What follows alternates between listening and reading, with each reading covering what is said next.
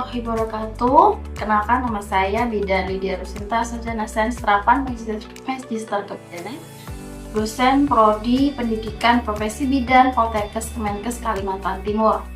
Kali ini saya akan menyampaikan PDD UKT-PT pada bidang pengajaran saya, yaitu pada mata kuliah Asuhan Kebidanan Neonatus Bayi dan Balita. Mata kuliah ini memiliki bobot sebanyak 3 SKS. Sebelum mengikuti perkuliahan ini, mahasiswa diharapkan sudah lulus mata kuliah Asuhan Kebidanan Kehamilan. Metode pembelajaran yang digunakan antara lain ceramah, brainstorming, student center learning secara interaktif. Mata kuliah ini terdiri dari 21 pertemuan perkuliahan dan UTS serta UAS. Mata kuliah ini juga memberikan kemampuan kepada mahasiswa untuk melaksanakan asuhan kebidanan pada neonatus bayi dan balita yang didasari oleh pengetahuan sikap dan keterampilan. Mata kuliah ini terdiri dari 4 capaian pembelajaran yang harus dicapai oleh mahasiswa. Yang pertama, capaian yang pertama yaitu menguasai metode, teknik, dan pengetahuan prosedural dalam asuhan kebidanan bayi dan balita. Untuk capaian yang kedua, menguasai pengetahuan tentang jenis, tanda, dan gejala tentang komplikasi pada bayi dan balita secara umum. CPL 3 mampu melaksanakan asuhan kebidanan pada bayi baru lahir atau neonatus, bayi dan balita normal sesuai standar mutu yang berlaku dan kode etik profesi. Dan CPL yang terakhir yaitu mampu melakukan deteksi dini, kelainan pada bayi dan balita, serta penanganan awal kegawat daruratan dan melakukan rujukan kepada profesional lain yang relevan.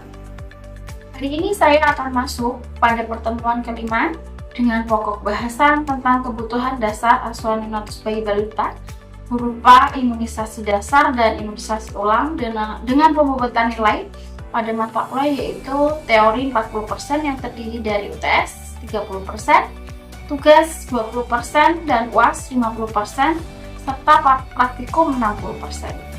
Selanjutnya, mari kita mulai proses pembelajaran tentang kebutuhan dasar neonatus bayi balita berupa imunisasi dasar dan imunisasi ulang.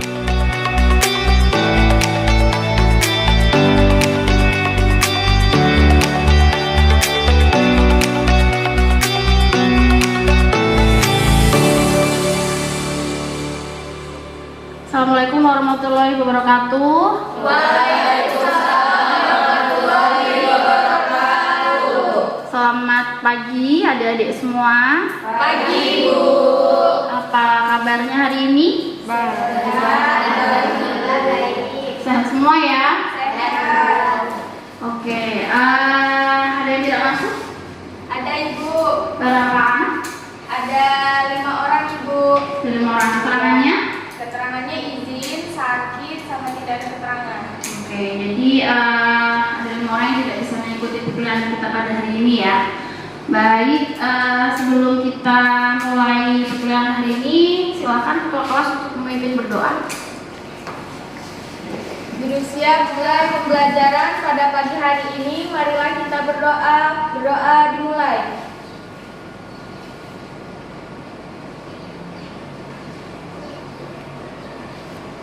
Berdoa selesai. Ya, baik. Terima kasih Fania sudah memimpin berdoa. Sesuai kontrak kita kemarin ya, jadi pada hari ini saya akan menjelaskan tentang mata kuliah asuhan neonatus bayi dan balita. Kebetulan saya adalah dosen koordinator mata kuliahnya. Jadi untuk asuhan neonatus bayi dan balita ini sebenarnya ada 3 SKS ya, ada 3 SKS dan ditempuh pada semester 3 atau tingkat 2. Untuk deskripsi mata kuliah bisa kalian baca di depan. Jadi mata kuliah ini memberikan kemampuan untuk melaksanakan asuhan kebidanan pada neonatus bayi dan balita yang didasari oleh pengetahuan, sikap, dan keterampilan. Nah, jadi ada capaian pembelajaran mata kuliah. Di setiap mata kuliah itu pasti ada namanya CPMK ya. Jadi capaian pembelajaran mata kuliah yang harus kalian capai pada satu mata kuliah tertentu ya. Ini untuk CPMK mata kuliah asuhan kebidanan neonatus bayi dan balita. Jadi mahasiswa ini diharapkan menguasai konsep teori bidang pengetahuan tertentu secara umum yang meliputi mata kuliah wajib umum serta ilmu khusus terkait secara mendalam, meliputi kebutuhan dasar manusia serta mampu memformulasikan penyelesaian masalah praktik kebidanan prosedural yang membentuk dasar dari asuhan kebidanan sesuai dengan budaya. Kemudian yang kedua, mampu mengambil keputusan setiap tepat berdasarkan analisis informasi dan data untuk menyelesaikan permasalahan dalam asuhan kebidanan secara mandiri, kolaborasi, rujukan sesuai dengan filosofi dan kewenangan bidan. Selanjutkan untuk capaian pembelajaran lulusan atau biasa kita sebut CPL ya, jadi mahasiswa diharapkan mampu menguasai metode, teknik dan pengetahuan prosedural dalam asuhan kebidanan pada bayi dan balita, menguasai pengetahuan tentang jenis, tanda dan gejala tentang komplikasi pada bayi dan balita secara umum, mampu melaksanakan asuhan kebidanan pada bayi baru lahir atau neonatus, bayi dan balita normal sesuai standar mutu yang berlaku dan kode etik profesi, dan yang terakhir mampu melakukan deteksi dini kelainan pada bayi dan balita dan penanganan awal kegawat daruratan serta melakukan rujukan kepada profesional lain yang relevan. Untuk mata kuliah prasyaratnya, jadi kalian diharapkan sudah lulus untuk mata kuliah asuhan kebidanan kehamilan. Jadi sudah lulus semua ya? Kemarin sudah yudisium. Kemudian untuk referensi bisa dibaca di sini ya. Ini ada 12 referensi, juga boleh menggunakan sumber-sumber terbaru. Ada penelitian jurnal saya juga yang menyangkut tentang imunisasi bayi dan balita, nanti bisa kalian baca. Untuk jurnal penelitiannya nanti akan saya share ya hasil penelitiannya. Nanti kita metode pembelajarannya adalah dengan ceramah tanya jawab, center learning, fokus group discussion, praktik dan role play. Untuk evaluasi dan penilaian, jadi untuk mata kuliah asuhan neonatus bayi dan balita ini terdiri dari 21 pertemuan yang meliputi 19 pertemuan perkuliahan, 1 pertemuan ujian tengah semester, 1 pertemuan ujian akhir semester.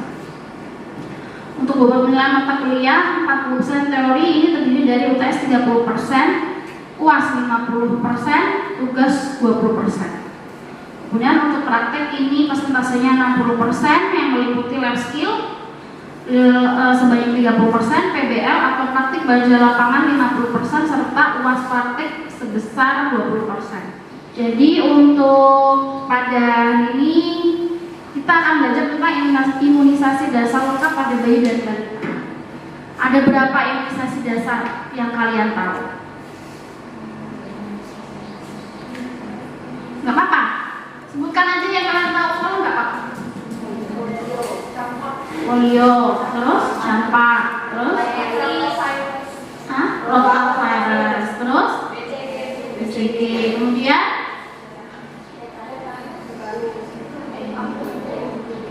tetanus itu untuk imunisasi ibu hamil ya, catin ya. Kalau bayi nggak ada.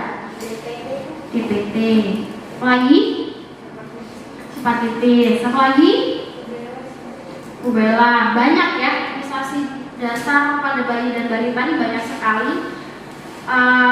Terima kasih jawabannya ya, sudah pada mengerti sebenarnya. Cuman secara detail nanti akan saya jelaskan ya.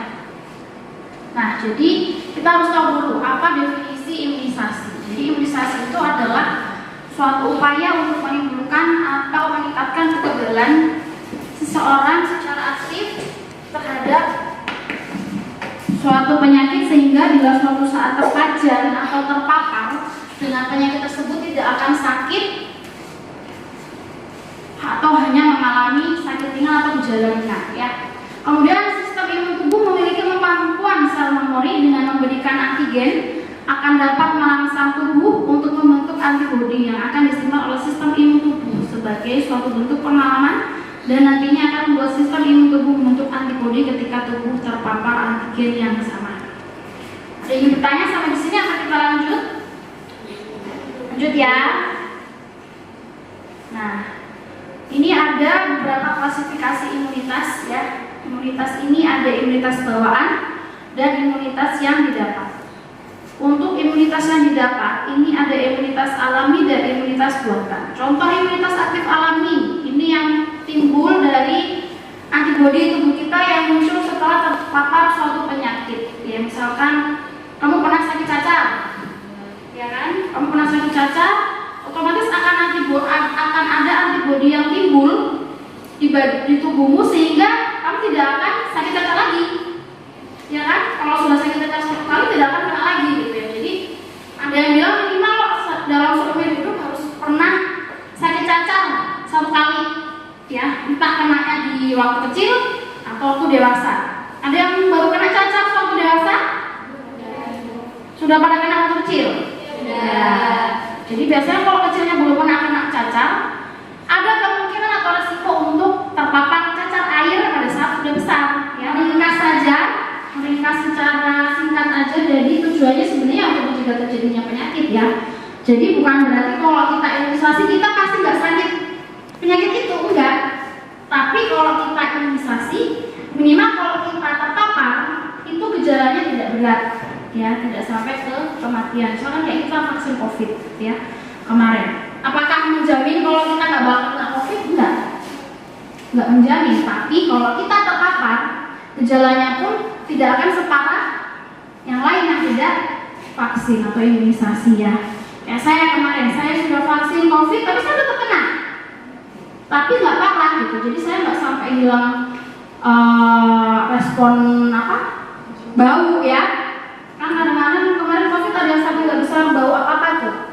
Kemudian lidahnya juga hambar katanya ya. Tapi saya tetap masih bisa makan. Cuman ya kayak orang sakit batuk pilek biasa. Tapi nggak sampai yang benar-benar nggak bisa sesak nafas enggak. Makanya ya tujuannya untuk mencegah supaya penyakit yang akan masuk ke tubuh kita itu tidak semakin parah. Itu ya secara intinya seperti itu. Oke, kita lanjut ya. Nah, kita lanjut ke jenis imunisasi. Ini ada imunisasi hepatitis B tadi ya, HB0. Ada deskripsinya bisa dilihat di depan. Kemudian ada indikasi dan kontraindikasi. Jadi kalau indikasi ini yang boleh diberikan adalah imunisasi terhadap infeksi yang disebabkan semua subtipe virus hepatitis B untuk hepatitis B dan delta. Kalau kontraindikasi berarti yang tidak boleh diberikan vaksin ini, ya. Jadi misalkan kalau ada kejang, kemudian hipersensitivitas terhadap komponen vaksin ini kita nggak boleh diberikan HB0. Cara pemberiannya gimana, Bu? Cara pemberiannya kalian bisa lihat dosisnya 0,5 mili, setengah cc, jadi sedikit banget ya. Pernah lihat spat yang 1 cc? Separuhnya, jadi nggak full ya. Ya, tadi sudah saya jelaskan di awal semua tentang jenis-jenis imunisasi ya. Berikut tentang efek samping, kemudian cara penyuntikannya, kemudian kontraindikasinya dan cara mengatasi efek sampingnya. Nah, di depan kita ini ada jadwal imunisasi anak usia 0 sampai 18 tahun sesuai dengan rekomendasi IDAI atau Ikatan Dokter Anak Indonesia tahun 2023. Kelihatan nggak tulisannya? Kelihatan ya. Jadi di sini ada vaksin ya, jenis vaksinnya di sebelah kiri, kemudian bulan umur anaknya di sebelah kanan. Jadi kamu bisa lihat di situ untuk hepatitis B 0 disuntikan pada saat lahir ya. Kemudian HB 1, 2, 3 sampai 4 itu booster ada di usia 2, 3, 4 sampai 18 bulan. Nah, sampai di sini ada yang mau bertanya? Silakan tanya. Izin bertanya, Ibu. Iya. Bagaimana cara menyampaikan informasi imunisasi yang benar agar dapat dipahami dan diterima oleh masyarakat awam terutama di daerah terpencil? Oke, baik. Terima kasih Fani atas pertanyaannya. Pertanyaan cukup bagus ya.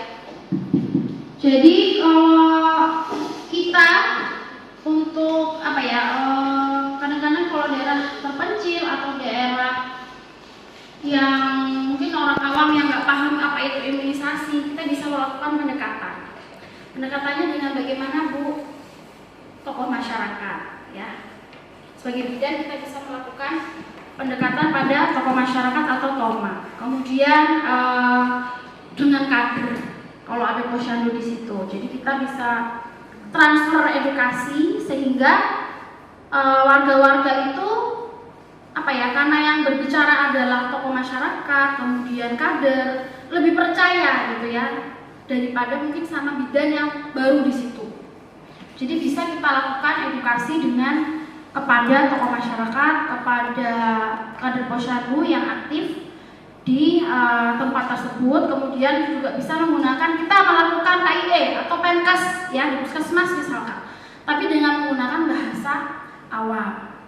Jangan menggunakan bahasa medis yang terlalu tinggi karena mereka pasti tidak paham gitu ya. Tujuannya apa ya? Tujuannya secara sederhana aja. Apa sih kenapa kita harus melakukan imunisasi? Terus manfaatnya apa? Bisa kalian jelaskan dengan bahasa yang sederhana gitu ya. Ada lagi yang mau ditanyakan atau cukup? Cukup. Oke, saya rasa cukup untuk pertemuan kita pada hari ini tentang topik imunisasi dasar bayi balita. Semoga apa yang sudah saya jelaskan bisa bermanfaat dan nyantol di pikiran, di kepala, sehingga nanti pada saat kalian turun dinas atau praktek diminta untuk mengimunisasi atau vaksin bayi balita, kalian sudah mengerti ya, tinggal praktek aja karena teorinya sudah diajarkan di kampus. Nanti kita juga ada trial praktek bagaimana cara menyuntikkan imunisasi bayi dan balita karena kita lab ya. Nanti kita kontrol waktu lagi kapan kita ke lab.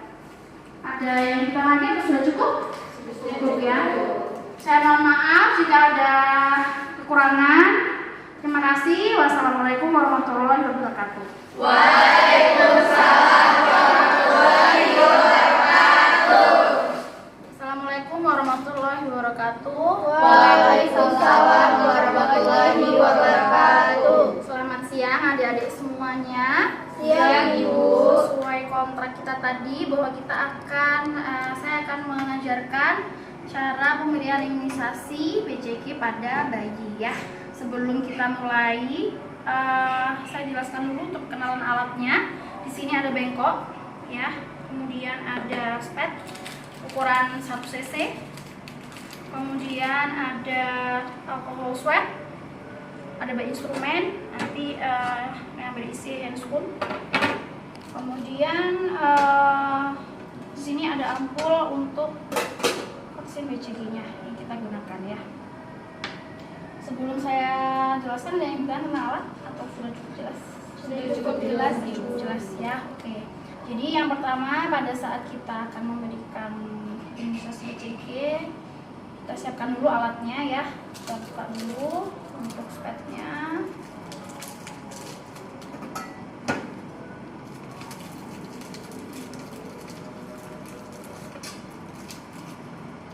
Kemudian ini udah tahu cara buka ampul? Sudah ya. Oke, kita patahkan. Nanti kita ambil. Berapa yang kita ambil dosisnya untuk BCG? 0,05 ya, 0,05 cc. 0,05 cc itu seberapa? Nah, ini satu cc. Kalian bisa lihat ya. Ini 0,1 segini. Berarti kalau 0,05 hanya separuh. Nah, sedikit sekali. Jadi sekitar segini nanti yang disuntikkan. Karena kalau full 1 cc segini. Ya. Kemudian ada teman yang berperan sebagai ibu bayinya ya. Jadi ceritanya ini ibu yang berkunjung ke puskesmas untuk mengimunisasikan anaknya yang berusia 1 bulan untuk imunisasi BCG. Oke, saya mulai aja ya. Yang pertama kita jangan lupa untuk menyapa pasien dulu. Selamat pagi Ibu, dengan Ibu siapa ini? Dengan Ibu Fania. Ibu Fania, ada yang bisa saya bantu Bu? Saya mau vaksin BCG, Bu. Vaksin BCG ya Bu ya, untuk umur anaknya berapa? 1 bulan. 1 bulan ya, baik. Sebelum saya berikan vaksin BCG, saya komunikasikan dulu atau saya berikan konseling dulu terkait nanti efek sampingnya ya Bu ya. Efek samping adiknya nanti setelah disuntik bisa membekas ya, ada bekas luka. Kemudian itu nggak usah ditutup dengan plester atau kasa, biarkan saja kering. Kalau memang ada cairan dilap saja. Kalau memang sudah lewat 4 bulan atau 6 bulan belum berhenti atau muncul nanah, itu bisa ke Vaskes kesehatan, fasilitas kesehatan yang ada di tempat ya. Gitu. Apakah berkenan Bu? Berkenan. Sebelumnya saya siapkan alatnya dulu ya Bu. Jangan lupa cuci tangan, kemudian tutup sampiran atau gorden atau penutup ya, untuk melindungi apa? Privasi air. Kemudian kita siapkan alatnya dulu, kita buka dulu alkohol swabnya. Di tangan tadi ya sudah saya lakukan, kemudian kita pakai handscoon. Patahkan dulu ampulnya ya. Kemudian one hand technique.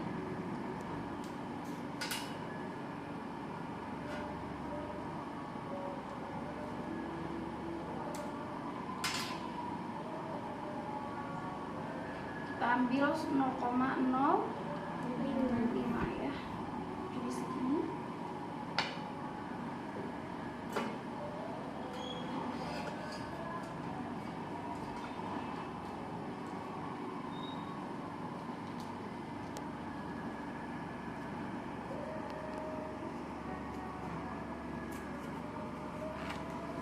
Permisi Bu, bisa dibuka lengan bagian kanan bayi, lengan kanan.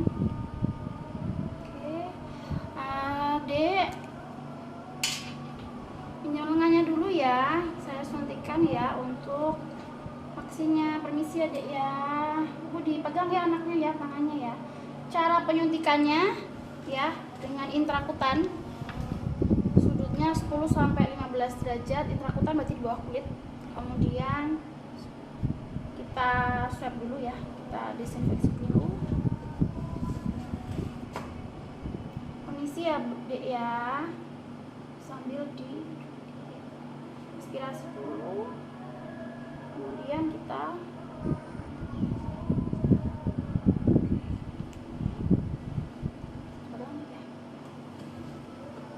sudah.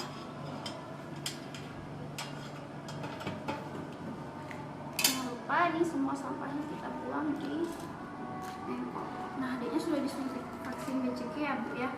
Nanti Ibu kalau misalkan ada keluhan atau anaknya demam, bisa diberikan paracetamol, sirup untuk nanti obatnya bisa ambil di apotek ya. Itu diberikan kalau demam saja, kalau demam tidak usah. Kemudian nanti pada saat mandi bersihkan seperti biasa aja dan dikeringkan aja tanpa ditutup basah. Jadi ditanyakan Bu? Tidak ada. Sudah cukup ya Bu ya. Terima kasih, nanti Ibu bisa kembali lagi ke puskesmas untuk vaksin di PTHB usia 2 bulan nanti ya, sama polio ya. Baik Ibu. Terima kasih. Ya, nanti itu ya dia caranya, kita tetap harus komunikasi ke pasien. Dari kalian ada yang ingin mencoba? Ya silakan Syahri, ini bisa kita susun lagi. Ini pakai. Selamat pagi Ibu. Pagi. Perkenalkan, saya Bidan Syahri yang bertugas pada hari ini. Kalau boleh tahu dengan Ibu siapa ya? Dengan Ibu Fania. Dengan Ibu Fania. Ada yang bisa saya bantu Ibu? Iya, saya mau vaksin DCG Bu. DCG ya Ibu? Ya. Untuk mencegah penyakit tuberkulosis Ibu. Jadi saya langsung ya Ibu. Saya persiapkan alat dahulu.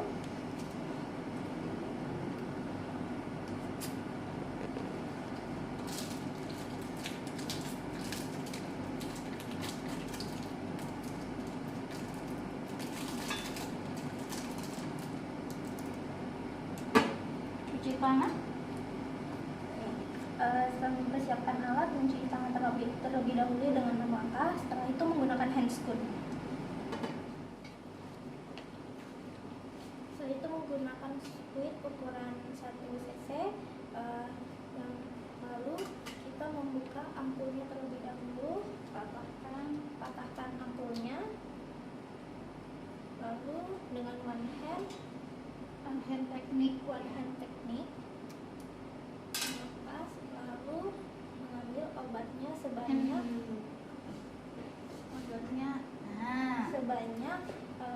0,05.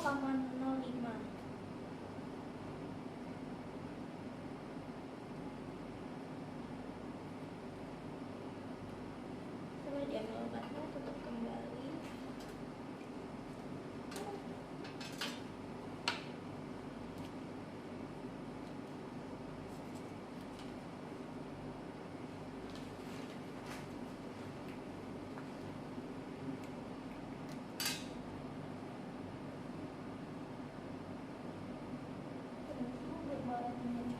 Yang sebelah kanan.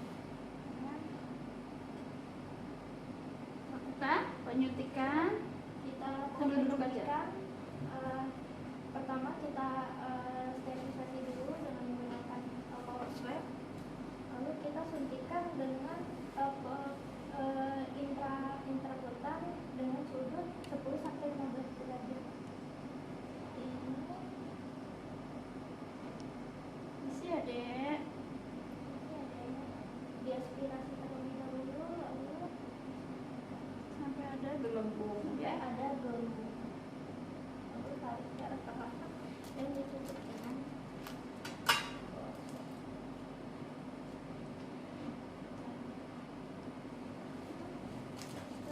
Bereskan alat. membereskan alat terlebih dahulu. Oke. Terima kasih Syahri ya sudah mencoba. Dari yang Syahri lakukan, kalian sebagai observer kira-kira ada yang terlewat atau kurang pas sebelum saya evaluasi? Ada ibu. Apa? Pada saat penyuntikan itu kan alkohol swab itu seharusnya tidak diletakkan kembali, tapi dipegang atau diselipkan di jari sebelahnya.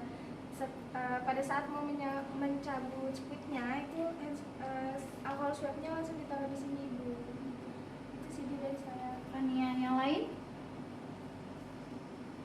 Ada yang kurang?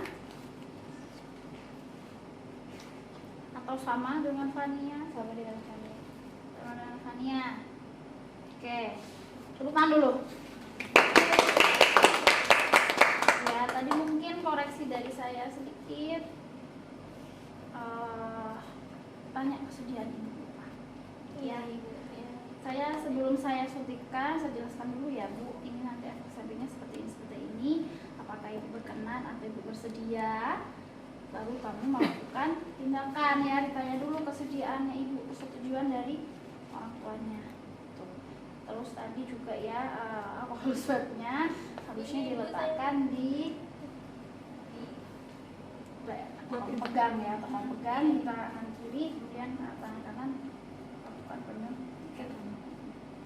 Mungkin dari saya itu saja. Ada yang ditanyakan lagi terkait praktikum pemberian imunisasi PCG? Tidak yang cukup jelas. Cukup jelas ya. Terima kasih semua adik-adik atas waktunya. Semoga apa yang sudah saya sampaikan bisa bermanfaat ya. Saya mohon maaf apabila ada salah kata. Wassalamualaikum warahmatullahi wabarakatuh. Waalaikumsalam warahmatullahi wabarakatuh.